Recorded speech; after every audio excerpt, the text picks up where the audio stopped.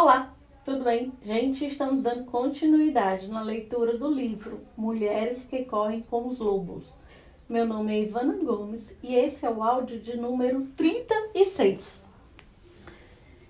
Nesse áudio, nós vamos ler sobre a quinta tarefa.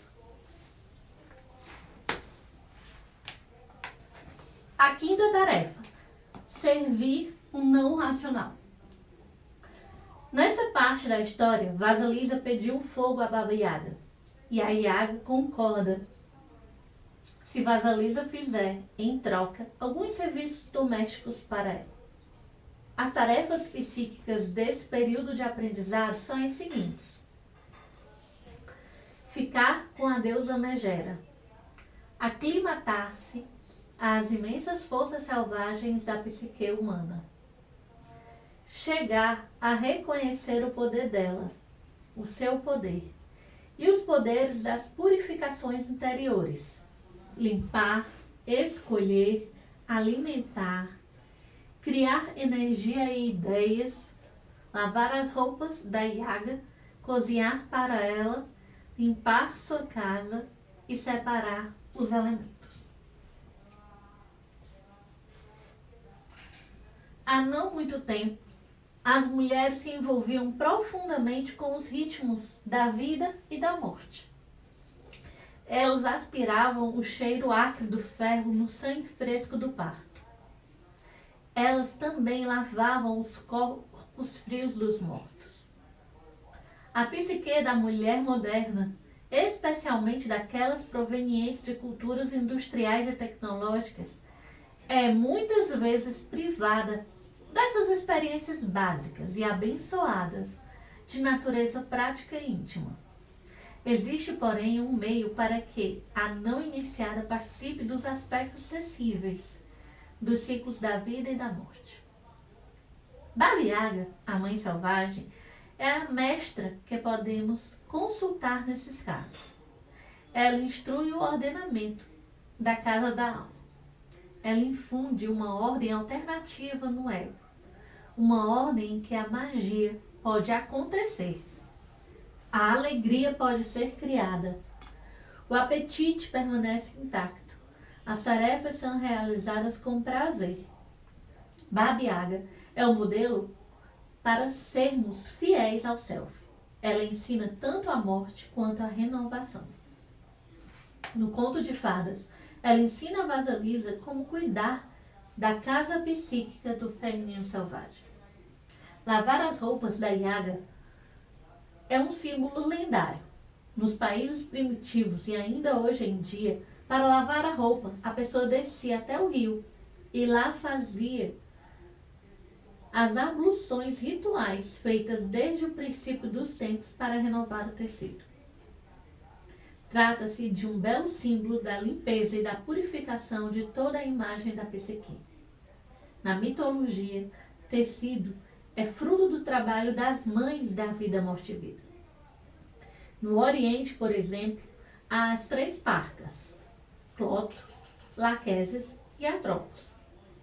No Ocidente, há a Na-Serri Azar.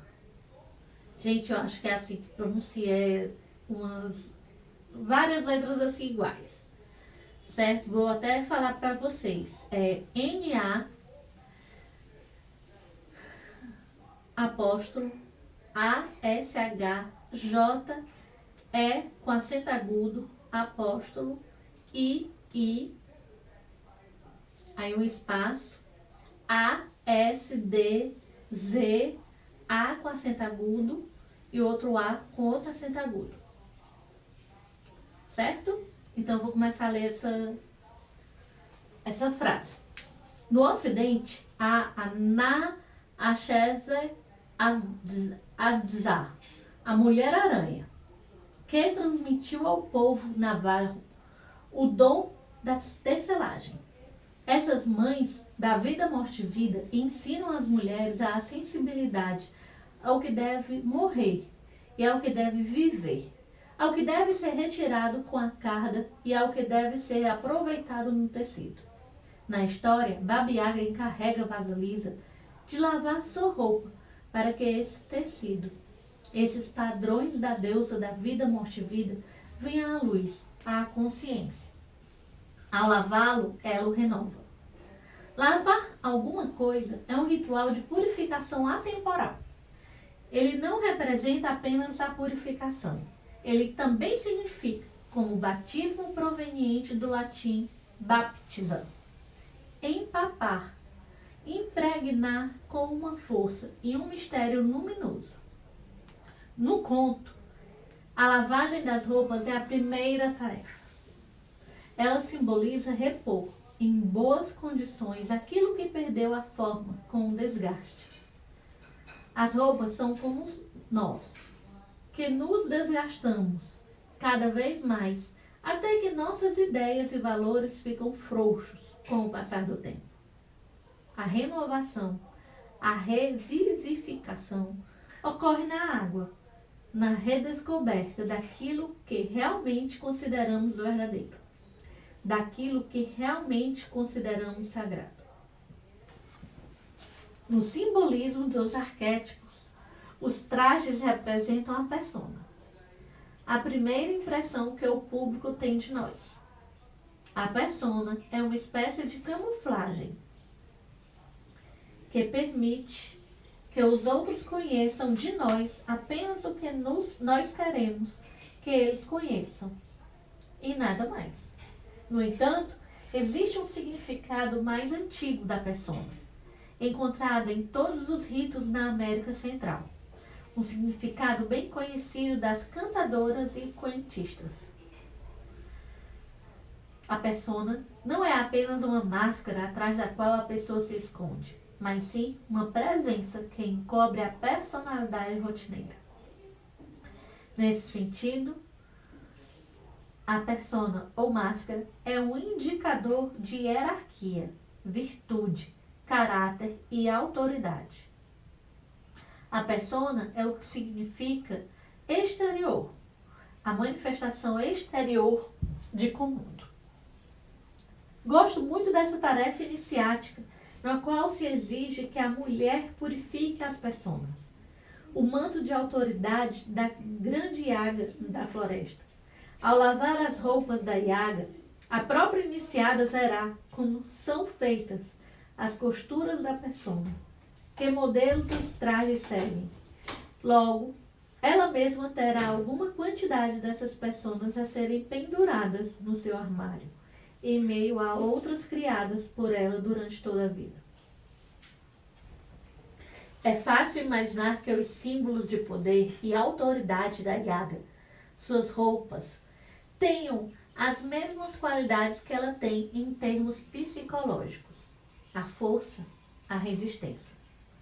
Portanto, lavar sua roupa é uma metáfora através da qual aprendemos a perceber e a adotar essa combinação de qualidades, bem como a saber como separar, consertar e renovar essa qualidade pela purificatio, a lavagem das fibras do ser.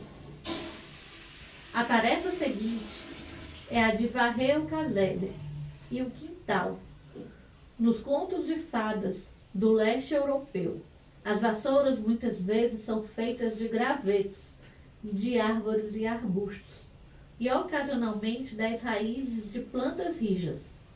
O trabalho de vasalisa consiste em passar esse objeto feito de matérias vegetais sobre o piso da casa e do quintal, para manter o local limpo de resíduos.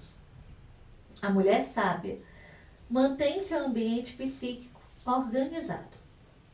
Ela consegue isso mantendo a cabeça limpa, mantendo um local limpo para seu trabalho e se dedicando a completar suas ideias e projetos. Para muitas mulheres, essa tarefa exige que elas separem todos os dias algum tempo para a contemplação, que abram um espaço para habitar, que seja nitidamente seu, com papel, canetas, tintas, ferramentas, conversas, tempo, liberdades, que se destinam apenas a esse trabalho. Para muitas delas, a psicanálise e outras experiências de mergulho e transformação fornecem o local e o tempo especiais para esse trabalho. Cada mulher tem suas próprias preferências, seu próprio estilo. Se esse trabalho puder ser realizado no casebre de Baba Yaga, tanto melhor. Mesmo perto do casebre é melhor do que longe dele. Seja como for, a vida selvagem de cada um tem de ser mantida em ordem com regularidade. Não é suficiente dedicar a ela um dia, uma vez por ano. No entanto, como é o casebre da Baba Yaga que Vasalisa varre, como se trata do quintal da Baba Yaga. Estamos falando também da manutenção em ordem das ideias incomuns. São ideias que incluem o que é incomum, místico, da alma e amedrontador. Varrer o ambiente significa não só começar a valorizar a vida não superficial, mas também cuidar da sua organização. Às vezes as mulheres confundem quanto ao trabalho interior da alma e deixam de cuidar da sua arquitetura, até que ela seja retomada pela floresta. Aos poucos o mato vai crescendo e finalmente o local se transforma numa ruína arqueológica, escondida na psique.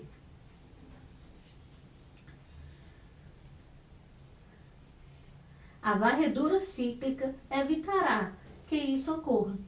Quando a mulher dispõe de espaço livre, a natureza selvagem viceja melhor. Para cozinhar para a Baba Yaga, perguntamos literalmente como se alimenta a Baba Yaga da psique. O que se oferece a uma deusa tão selvagem? Em primeiro lugar, para cozinhar para Yaga, acende-se o fogo. A mulher precisa estar disposta a arder. Arder de paixão, arder com as plantas, com as ideias, com o desejo por não importa o que ela realmente aprecia. É de fato essa paixão que provoca o cozimento. E as ideias significativas da mulher são o alimento que é preparado. Para cozinhar para Yaga, daremos um jeito para que nossa vida criativa tenha um fogo constante a aquecê-la. Seria melhor para a maioria de nós se nos tornássemos mais competentes em vigiar o fogo que está por baixo do nosso trabalho. Se observássemos com mais cuidado o processo de cozimento para a nutrição do self selvagem. Infelizmente, muitas vezes voltamos as costas à panela, ao fogão. Esquecemos-nos de vigiar. Esquecemos-nos de acrescentar lenha. Esquecemos-nos de mexer. Pensamos erroneamente que o fogo e o ato de cozinhar são parecidos com algumas daquelas resistentes plantas domésticas que sobrevivem sem água 8 meses, até que um dia não aguentem mais. Não é bem assim. O fogo exige atenção, porque é fácil deixar que ele se apague. A Yaga precisa ser alimentada. E vai haver um barulho dos diabos se ela sentir fome. Portanto, é o cozimento de novas coisas, novos rumos, da dedicação à nossa arte e ao nosso trabalho que alimenta a alma selvagem permanentemente. É isso mesmo que nutre a velha mãe selvagem e lhe dá sustento na nossa psique. Sem o fogo, nossas grandes ideias, nossos pensamentos originais, nossos anseios e desejos continuam crus. E todo mundo se sente frustrado. Por outro lado, qualquer coisa que façamos que tenha fogo irá agradar a mãe selvagem e manter a todas nós nutridas. No desenvolvimento das mulheres, todas essas ações ligadas às prendas domésticas, cozinhar, lavar, varrer, significam algo além do rotineiro. Todas essas imagens sugerem modos de se pensar na vida da alma, de avaliá-la, alimentá-la, nutri-la, corrigi-la, purificá-la e organizá-la. Vasalisa recebe a iniciação em todos esses aspectos, e sua intuição a ajuda a realizar as tarefas. A natureza intuitiva dispõe da capacidade de estimar as situações no relance, de avaliar no átimo, de eliminar o entulho que cerca uma ideia e de identificar a essência, para lhe infundir vitalidade, cozinhar ideias cruas e preparar alimento para a psique. Vasilisa, através da boneca da intuição, está aprendendo a escolher, a compreender, a manter em ordem, a limpar e a arrumar o ambiente da psique. Além disso, ela aprende que a mãe selvagem exige muito alimento para poder realizar seu trabalho. Não se pode impor à Babiaga uma dieta de folha de alface e café preto. Se quisermos nos aproximar da mãe selvagem, devemos perceber que ela tem apetite por certos alimentos. Se quisermos ter um relacionamento com o feminino ancestral, precisaremos cozinhar muito. Com essas tarefas, Babiaga ensina e Vasilisa aprende a não se intimidar diante da escala do grande, do poderoso, do cíclico, do imprevisto, do inesperado, do vasto e do imenso, que é a escala da natureza, do peculiar, do estranho e do incomum. Os ciclos das mulheres, de acordo com as tarefas de Vasilisa, são os seguintes: limpar nosso pensamento, renovando nossos valores com regularidade, eliminar da nossa psique as insignificâncias, varrê-las, purificar nossos estados de pensamento e sentimento com regularidade. Acender a fogueira criativa e cozinhar ideias no ritmo sistemático e especialmente cozinhar muito para alimentar o relacionamento entre nós mesmos e a natureza selvagem. Vasilisa, através do período passado com a Yaga, acabará incorporando algo do jeito e do estilo da Yaga. E nós também. Cabe a nós, dentro das nossas próprias limitações humanas, seguir seu exemplo. Isso nós aprendemos, apesar de ficarmos assombradas ao mesmo tempo, pois na terra de Baba Yaga há objetos que voam à noite e estão de pé ao nascer do sol, todos convocados pela natureza instintiva selvagem, aos ossos dos mortos que ainda falam, e aos ventos, os fados, os sóis, a lua e o céu, que vivem todos no enorme baú da Yaga. No entanto, ela mantém tudo em ordem. O dia vem depois da noite. Uma estação segue a outra. Ela não é aleatória. Ela tem pé e cabeça. Na história, a Yaga descobre que Vasilisa completou todas as tarefas que lhe foram propostas e fica satisfeita, mas também um pouco decepcionada por não poder ralhar com a menina. E assim, só para se certificar de que Vasilisa não ficasse confiante demais, Baba Yaga diz mais ou menos o seguinte: bem, só porque você conseguiu fazer o serviço uma vez, não quer dizer que você vai conseguir de novo. Por isso, tenho mais um dia de tarefas para você. Vamos ver como você se sai, queridinha. Se não, mais uma vez, Vasilisa cumpre as tarefas, recorrendo à capacidade da orientação intuitiva, e a Yaga lhe concede a contragosto uma aprovação mal-humorada, daquele tipo que sempre vem de uma mulher mais velha, que já viveu muito e viu muitas coisas, que até certo ponto preferia não ter vivido e visto tanto, e ao mesmo tempo sente orgulho disso. Aqui nós terminamos a leitura da quinta tarefa. Gente, eu não sei o que é que você percebeu, assim, o que é que te tocou quando você fez essa leitura. Mas vou falar aqui de uma coisa, assim. Aqui no finalzinho ela fala, né? Não é porque você conseguiu uma vez que você vai conseguir outra. E precisa se fazer de novo, né? E a outra coisa, tem uma parte assim, bem no meio, que ela fala alguma coisa referente a você precisa, não basta você aguar aquela planta só uma vez, né? Ela tá falando da natureza, né? você precisa estar fazendo isso constantemente. Então, o quanto que nós precisamos estar alimentando ainda mais a nossa intuição. A gente está trabalhando dentro dela e está realizando. E uma outra coisa que ela fala aqui é referente de encontrar o nosso fogo para a ação, para o que a gente deseja, para o que a gente quer. Né? Que talvez seja exatamente ao encontrar esse fogo que vai fazer com que a gente continue, vai fazer com que a gente realize, que a gente corra atrás das coisas que nós desejamos. Mas quando eu penso nesse fogo, é aquele fogo que está dentro de nós. Não aquele fogo do que nós vemos referente à sociedade, que nós vemos referente à nossa cultura, mas sim de nós, dentro do nosso interior, certo? De quem nós realmente somos.